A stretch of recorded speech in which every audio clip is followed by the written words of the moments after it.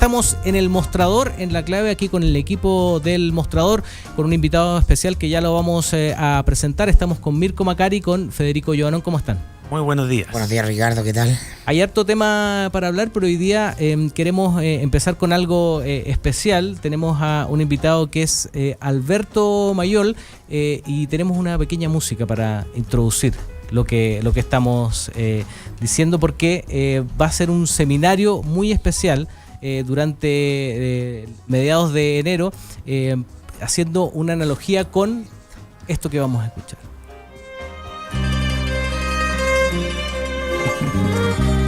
Tantas veces que hemos hablado de esto acá en el Mostrador en La Clave, ¿no? Tenía que venir Mayol para ponernos serios con el tema. Exacto. No sea pura chunga, ni polera, ni... Pausa va a echar de menos esta conversación. Sí, comparaciones no, sí. antojadizas, y se la perdió. Ayer cuando estábamos hablando en la pauta, o sea, había varias cosas. Iba a estar Gabriel Boric, que quería entrevistarlo mucho. Iba a estar Alberto Mayol, que le damos la bienvenida. ¿Cómo estás, Alberto? ¿Qué tal? Muy buenos días. Que Alberto es eventualmente panelista de nosotros, pero obviamente por sus temas académicos no siempre puede venir, así que cada vez que podemos lo invitamos. Y con este pretexto, Alberto, de este seminario, Sí. inspirado en El Padrino, pero Sí. inspirado en el poder también, ¿no? Sí, mira, la verdad es que fue una cosa que se da como se dan las cosas que uno le parece que funcionan. Que yo cuando hago clases, sobre todo en posgrado, que uno puede diseñar ramos un poquito más ad hoc, me pasaba mucho que para poder explicar ciertos fenómenos relacionados a la teoría del poder, un ejemplo que parecía increíblemente bueno era El Padrino.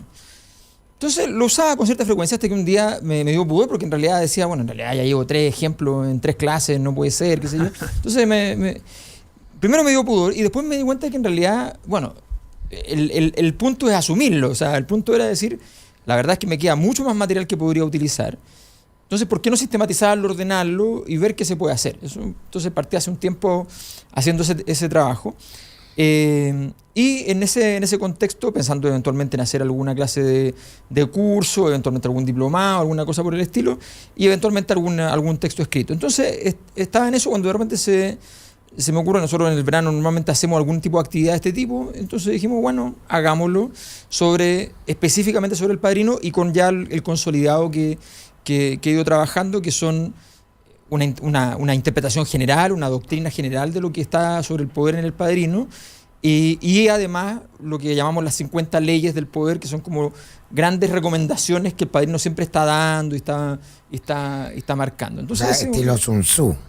Sí, es como tiene bastante, además que bueno, varias de las recomendaciones del Padrino coinciden mucho con la de Sun Tzu y con los grandes. Ahí hay una cosa que es bien interesante. La verdad es que en teoría política hay muchas cosas sobre la política institucional, pero la verdad es que hay muy poco sobre teoría del poder propiamente tal, solo, sin instituciones. O sea, tú necesitas, en general, yo no necesito en El Padrino una teoría sobre las instituciones. Lo que necesito es simplemente entender el poder. Y eso lo han hecho El día a día del poder. Claro, eso lo ha hecho Maquiavelo, Sun Tzu. Y la verdad es que aquí hay una teoría muy robusta. O sea, si uno la analiza, es muy consistente. No es una cosa así como, no es como de esto, en la lógica del libro de autoayuda, que tiene una recomendación que puede ser contradictoria con otra. Estas son todas coherentes entre sí, es una cosa formidable. Y además, finalmente, a ver, verdaderamente el libro es un libro sobre la mafia, lo que te refleja que la organización de la mafia es una cultura ancestral, Sí, pues. que expresa una sabiduría, pero sobre todo de las mafias latinas, o sea, por algo el epítome de Italia, ¿no? Sí. Pero te habla de las culturas latinas. Y de las culturas de resistencia. Se organiza el poder en las culturas latinas, porque lo hablábamos antes de entrar acá a micrófono con el Federico y con Alberto. No es muy aplicable, por ejemplo, para otro tipo de cultura. Hablamos de las culturas orientales, la cultura japonesa, Claro. o las culturas anglosajonas, que son mucho más tributarias justamente de las reglas El formales. imperio. Es un imperio. Claro. Pero Acá hay otro tipo de reglas y lo hemos visto en El Padrino. Hay muchos códigos también Sí. que no se pueden quebrantar, que tienen que ver con otras cosas, no con las instituciones. Bueno, es que además tiene que ver con la misma historia de Sicilia. O sea, Sicilia estuvo dominada literalmente por todos. Entonces, los sicilianos aprendieron que la principal ley era, primero, nunca hacerle caso a la ley, ¿ya? Y en segundo lugar, jamás permitir que la ley entre en un tema. Entonces la ley fundamental es el silencio, la omertá. No puedes permitir que... Y eso empiezan a aprender a ocuparlo y se dan cuenta de que uno, cuando no tiene poder nada, tiene que aprender a poder sobrevivir con esa nada de poder, convirtiendo cosas en poder. Y esa es la gran gracia. Por ejemplo, hay una familia que me encanta dentro de la novela, que sale más detallado. En la película sale referida, pero muy, muy poquito, que es la familia Boquiquio. La familia Boquiquio se dedicaban en Nueva York a la negociación. ¿Cuál es su mérito, los Boquiquio? ¿Cuál es su virtud, su característica? Bueno, que son inmensamente estúpidos y son tremendamente vengativos. O sea, son capaces de hacer cualquier cosa con tal de vengar algo, incluso algo muy estúpido. Entonces, claro, quedan pocos Boquiquio, porque han hecho muchas estupideces en el camino, ¿ya? Pero en Nueva York se transforman en un instrumento de paz porque cuando yo tengo que, por ejemplo, cuando Michael Corleone es citado a la reunión donde él termina por matar a Sollozzo y el coronel, en esa reunión Sollozzo contrata a un negociador de los Boquiquio. Ese negociador queda en la casa de Corleone. Como prenda. Como prenda. Si llegan a matar a Michael, la familia Corleone mata al negociador. Y si matan saben que los Boquiquio van a perseguir hasta la muerte a toda la familia. Entonces entonces ellos, que son básicamente vengativos y estúpidos, convierten eso y son millonarios, viven una gran vida en Nueva York sin hacer nunca nada. Lo único que tienen que hacer es cada tanto ir a tomar café y jugar cartas en una reunión mientras está pasando algo importante en otra parte. Entonces, ahora, la familia también es muy importante dentro del Padrino, es fundamental. Hay muchas frases. Ayer estaba revisando a propósito de que ibas a venir todo el día, algunas frases fundamentales del Padrino y hay varias. Por ejemplo, que no reveles lo que piensas frente a alguien que no sea la familia, o el tema de que esto es solo negocio, no es personal. Hay un montón de frases, imagino que las va a ocupar también en el seminario. Sí, es que ahí como por ejemplo, el tema del no es personal. Le pregunté a los auditores cuál es la que más les gustaba que nos escribieran. Sí, vamos a estar revisando. No, es que, mira, ahí uno se pone a revisar, por ejemplo, porque el tema de no es nada personal, de que son solo negocios, es muy cierto desde un punto de vista, del punto de vista de que el Padrino es un ser de altísima racionalidad. Y eso es algo que uno tiene que entender. De hecho, uno como la película, y el Padrino ostenta, cuando ejecuta la violencia es muy violento, pero él tenía fama en el mundo del AMPA de ser alguien demasiado pacífico, era su defecto. ¿Ya? Era muy racional, muy lógico, trataba de llegar siempre hasta el final tratando de convencer 3 o 4 veces a alguien de que hiciera lo que correspondía hacer. Y bueno, si no... entonces el tema de lo personal... Eso se llama política. Eso se llama política. Y él siempre decía... Hay una gran lección que Tom Hagen le da a Michael cuando Michael parte. Y Michael lo despide de Consiglieri. Entonces Tom se siente ofendido y le dice... Michael, tú eres muy bueno, eres muy inteligente. Quizás vas a ser incluso como tu padre. Pero hay una cosa que no sabes hacer, que es como decir que no. Y Michael queda impactado y habla con su padre y le dice, ¿cómo se dice que no? Tratando de que el otro te diga lo que tú quieres. Entonces empieza a construirse eso. Y la verdad es que hay un momento en que Michael le explica al mismo Tom, le dice, mire, cortémoslo con la cuestión de que hay una dimensión en la que todo es personal. Pero es en el tiempo. Tú no haces la estupidez de él va y venga la muerte de su esposa con el muchacho que lo traicionó, matándolo en medio de una masacre de los grandes a este tipo que no era nadie. La esposa que murió en Italia. Con el guardia que lo traicionó a él. Y él venga la muerte. Pero la venga 10, 15 años después. O sea, no va a hacer la estupidez. Entonces, dice... No lo olvida tampoco. Claro. Él dice... El Padrino me enseñó que uno debe ser como Dios.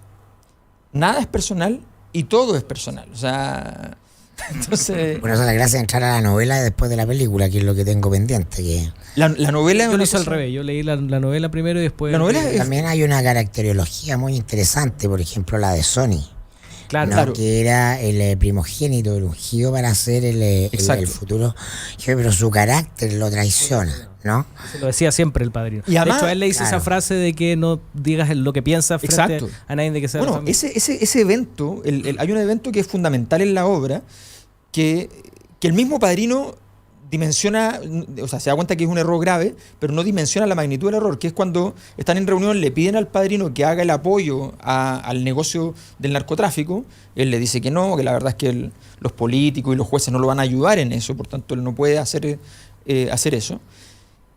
Y el Solozzo empieza a explicar el negocio varias veces y dice, mira, y nosotros le vamos a pedir $2 millones y nosotros le damos garantía de esos $2 millones, y Sony pregunta, ¿y cómo se garantiza?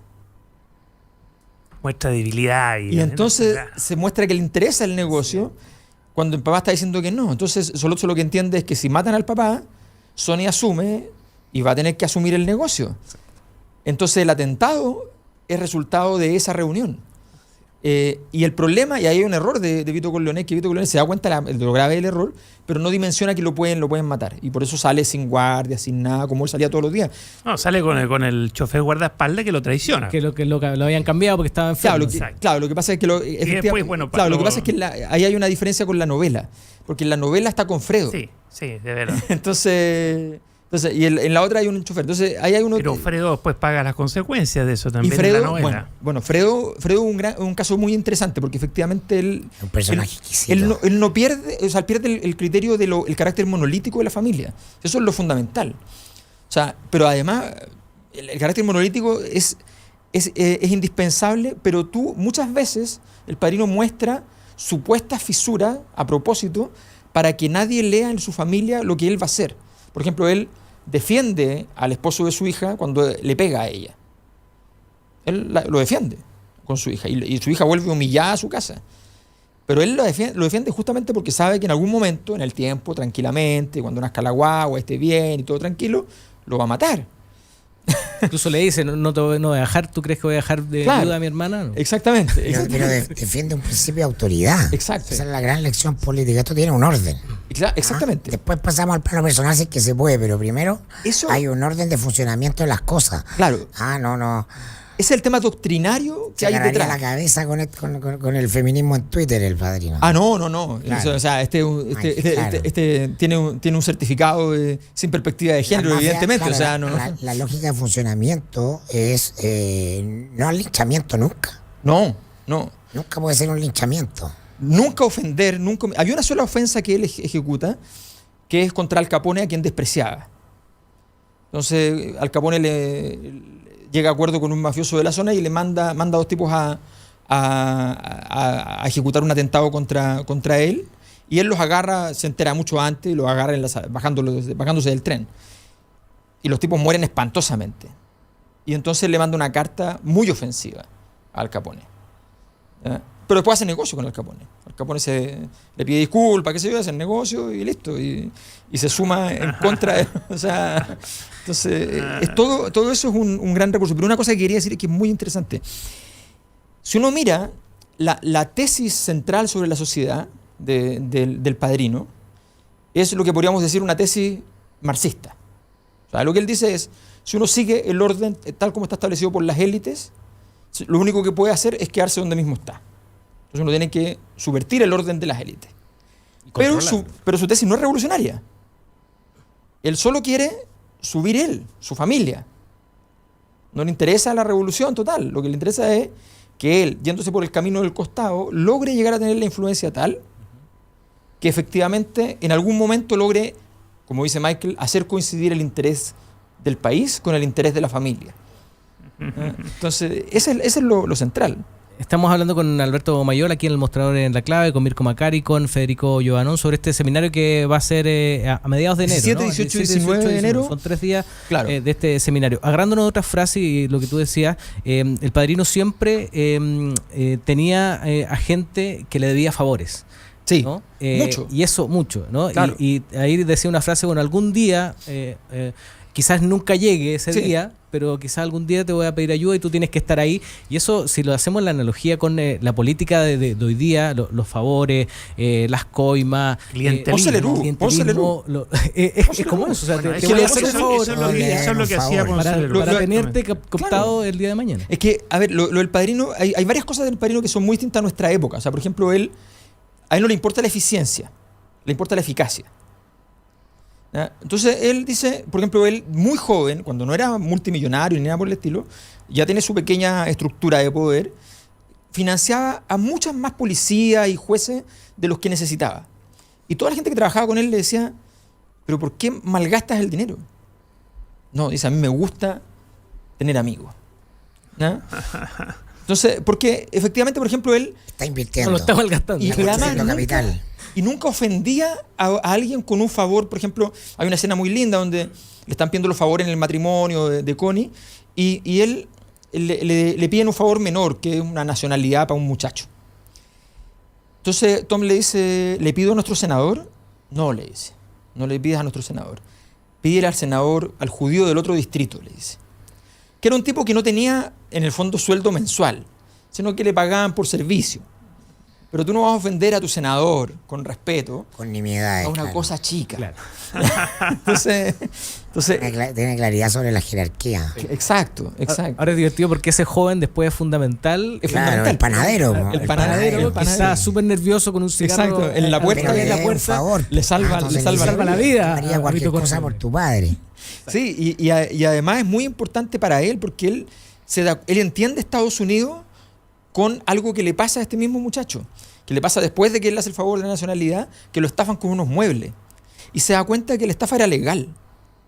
Entonces él entiende que tener abogado era una cosa muy importante para entender cuántas cosas que son ilegítimas, pero son legales, se pueden hacer. Entonces él empieza a meterse en ese mundo gracias a ese caso. Sí, yo creo que es muy importante esta pedagogía que está haciendo.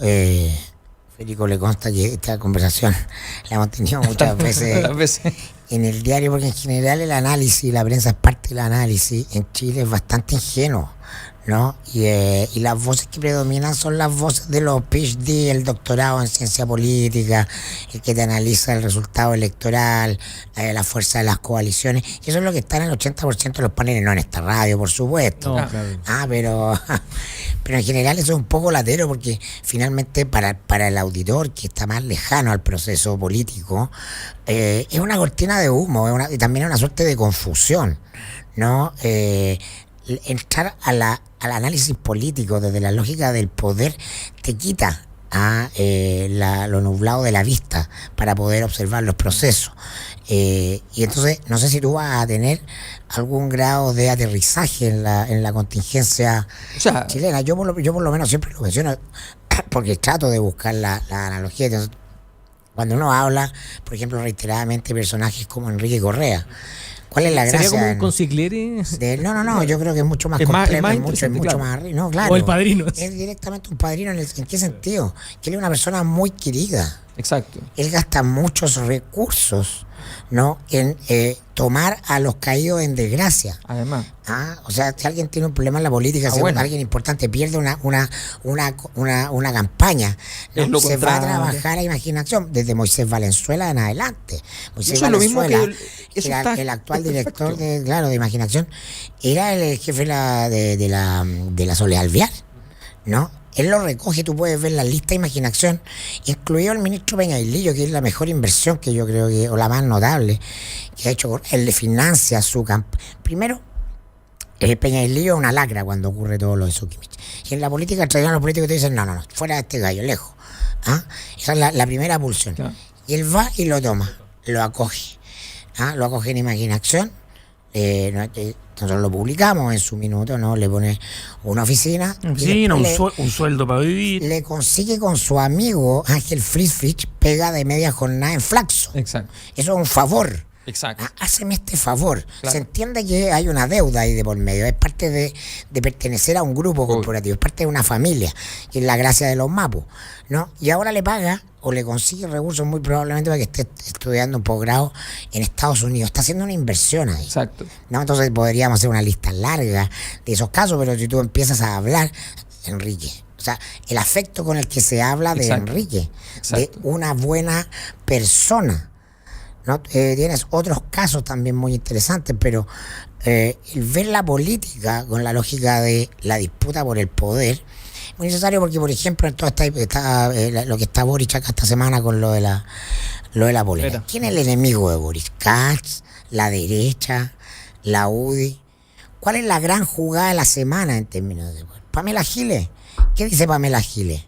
A mí no me pautea la derecha neofascista porque ella no está en el acto de respaldo a Boric. Claro. Con una gran salida comunicacional, ¿no? Porque el gran enemigo de Boric es Pamela Giles. Está dentro, claro, pero es que no es obvio, para los medios no es obvio. Claro. Entonces se monta una polémica artificial aburridísima sobre la disputa Gas-Boric. Boric. Y ellos saben lo que tienen dos dedos de frente, como que saben que a él no le interesa debilitar al Frente Amplio, al contrario. No. El negocio de Gas es que Frente crezcan Amplio y los Boric dos. crezcan. Claro. Se potencian en esa dinámica. Claro, que es la dinámica de que siempre que sale un nuevo por un lado, va a salir un nuevo por el otro. Entonces la pregunta es ¿por qué lado del otro? Lo que no entendió Felipe Kast es que no podía estar dentro de la coalición si quería ser nuevo. Y lo que entiende José Antonio Kast es que tenía que estar fuera, ¿ya? Y desde afuera ir comiendo. Entonces, la complacencia, y hay un tema con José Antonio Kast. El error de la complacencia, el Padrino hace un agudo análisis de Hitler. ¿Ya? Ve todo el tema de la Segunda Guerra, dice, este tipo lo están dejando avanzar. Son demasiado complacientes. Este tipo habría que agarrarlo y terminar con él rápidamente. Y cuando ve eso, dice, hay que poner atención porque esto va a abrir una gran crisis y va a ser un gran negocio. Y él se hace muy millonario durante la Segunda Guerra porque los camiones de aceite los dedica al tráfico. Entonces lo usa para traer cosas desde Canadá, qué sé yo, con los mercados que estaban en problemas, con la prohibición del alcohol, con una serie de cosas. Entonces empieza a traer cosas y eran camiones de aceite formalmente. Entonces, y él empieza a ver cómo aparece esta gran oportunidad derivado entonces ve la política grande, ve las cosas más chicas. La verdad es que es muy impresionante. Además, la novela de Puzo es una cosa increíble. Está basado en puros casos reales con un poquito de ficción. Sí. Bueno, lo que está en el Banco Vaticano con la inmobiliaria y qué sé yo, ¿ya? Pero no solo eso, el caso de Frank Sinatra. El caso de Frank Sinatra es exacto. La muerte de Juan Pablo I. La muerte de Juan Pablo I. ¿Ya? O sea, está lleno de episodios. Está lleno de episodios que son completamente reales. Entonces tú empiezas a encontrar, bueno, la misma crisis de los mafiosos, la reunión de los mafiosos en Cuba. Esa reunión existió. Cantó en esa reunión Frank Sinatra. Eso es real. Entonces está lleno de historias que son reales, a los cuales se les añade eventualmente, porque ni siquiera sabemos si son quizás son reales también. Estrictamente reales. O sea, no olvidemos que, por ejemplo, Frank Sinatra es un caso maravilloso. Frank Sinatra era de izquierda, muy de izquierda, considerado comunista por la CIA. ¿Ya? Se vincula con la mafia. En la época de la lista negra. Claro. Se vincula con la mafia y le hacen un juicio, le quitan puntos de juego en Las Vegas. Eso es claramente de otra persona, un testaferro, ¿ya? Y se los quitan todo y él después va y apoya, pero con todo, viaja con él todo el tiempo a Ronald Reagan y le devuelven los puntos de juego en Las Vegas. Entonces, la historia es perfecta y de ahí viene el gran apodo de La Voz y qué sé yo, en circunstancias que, como sale en la película y en la novela, tenía problemas con la voz, no tenía volumen. Bueno, eso lo tratan más en el libro que en la película. Sí. Yo creo que en la película casi no lo menciona. Pero dice que tiene un problema para cantar, que está en cantando. En el libro le dan mucha importancia y el apoyo del Padrino en esa circunstancia. Que se pone a llorar incluso. Bueno, claro, se pone a llorar y el otro le pega. Pero sobre todo, lo que molesta al Padrino es que esta cosa de que le cuenta la historia de que le pegó... Es la falta de carácter. Le pegó a su mujer, pero solo en el vientre, porque estaba haciendo una película, que es Ava Gardner. Ahí también hay la versión de Ava Gardner. Y entonces le dice, ¿cómo? O sea, no te atreves a pegarle en la cara porque tiene una película. O sea, ¿qué clase de hombre eres? ¿Cómo se te ocurre? Entonces, oye, ¿podemos dar el contacto? Sí, por supuesto, el contacto. Y eso te iba a preguntar, o sea, las fechas bien, está abierto para todo el público. Sí, nosotros tenemos un costo que es de 60.000 pesos por los 3 días, incluye almuerzo, los cafés permanentes en el salón, el almuerzo en el Estadio Italiano bueno, obviamente entrega de diploma y todas esas cosas que tenemos al final. Y esto se pueden pedir más información en contacto@elpoderimporta.cl. Así se llama el seminario, El Poder Importa. Claro, el seminario se llama El Poder Sí Importa, sí. pero la página del poderimporta.cl. Así perfecto, ahí están las coordenadas entonces para quienes quieran participar de este seminario que se va a dictar el 17, 18 y 19. 19 de enero. Jueves a sábado, en el fondo el jueves en la tarde, viernes todo el día, literalmente todo el día, casi 11 horas, y el sábado también todo el día. ¿Está inscrito Mirko, no? Estoy invitado. Está invitado, es un invitado especial. Sí. Otra categoría. Sí, no está Sí, invitado. habrá un mini show, un stand-up. Este es solo el comienzo. Es solo el comienzo. Bueno, agradecemos a Alberto Mayol que tiene que ir a cumplir con sus labores académicas. Sí, tengo un examen de grado. Tiene un examen de grado ahí, importante, no hay que hacer esperar a los alumnos, así que le agradecemos y invitado a todo el mundo que quiera participar, por supuesto, en este seminario de El Padrino del Poder sí importa. Muchas gracias. Gracias, Alberto. Nosotros hacemos una pequeña pausa, pero seguimos con el mostrador en la clave.